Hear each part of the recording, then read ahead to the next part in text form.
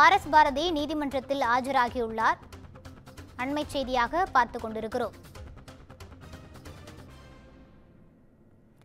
போதைப்பொருள் கடத்தல் வழக்கில் கைதான ஜாபர் சாதிக்கை திமுகவுடன் தொடர்பு படுத்தி சமூக வலைதளத்தில் இபிஎஸ் பதிவிட்டிருந்தார்.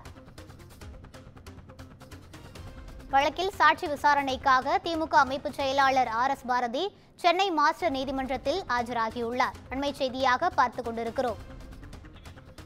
இது தொடர்பான கூடுதல் விவரங்களை வழங்குவதற்காக எமது செய்தியாளர் சக்திவேல் இணைப்பில் இருக்கிறார்.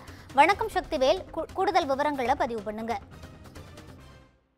நிச்சயமாக வணக்கம் ரூபி. போதைப் பொருள் கடத்தல் வழக்கில் ஜாபர் சாதிக்கை டெல்லி போலீசார் கடந்த ஆண்டு மார்ச் மாதம் கைது செய்தனர்.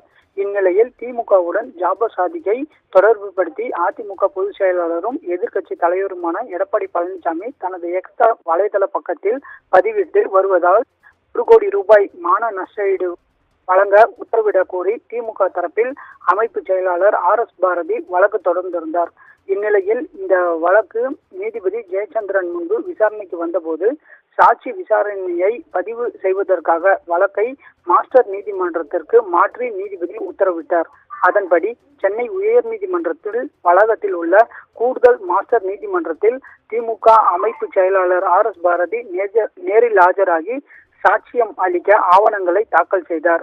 அப்போது எடப்பாடி தரப்பு வழக்கறிஞர் கௌதம் கால அவகாசம் கேட்டதை அடுத்து மாஸ்டர் நீதிமன்ற நீதிபதி வழக்கின் சாட்சி விசாரணையை அக்டோபர் 8ஆம் தேதிக்கு ஒத்திவைத்தார். ரூபி,